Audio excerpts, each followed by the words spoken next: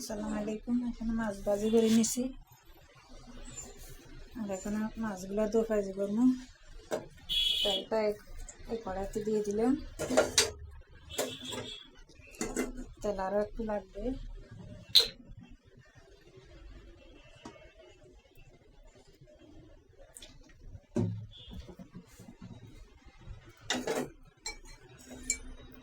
বেশি করে তেজপাতা দিয়ে দিলাম।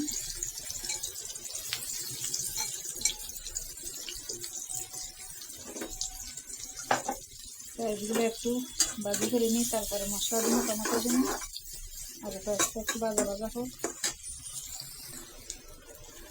পেঁয়াজের ভিতরে সামান্য পানি দিয়ে দিব, যেন পেঁয়াজটা পুড়ে না যায়।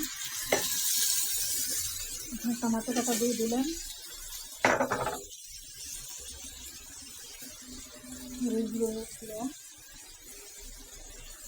হলুদের গুঁড়ো দিয়ে দিলাম।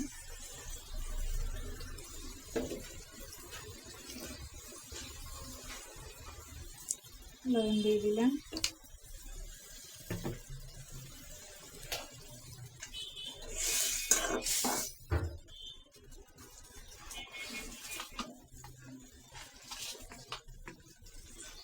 রসুন বাটা দিয়ে দিলাম। আর একটু জিরার গুঁড়া, ধনিয়ার গুঁড়া দিব।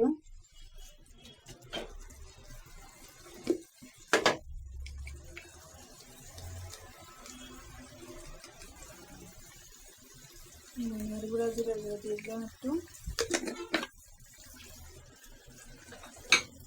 এগুলো একটু ভালোভাবে কষানো হোক।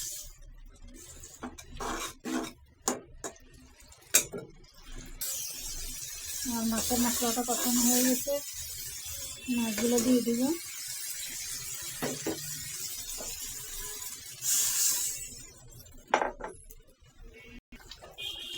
আর মাছটা হয়ে গেছে, একটু ঝোল ঝোল রাখবো।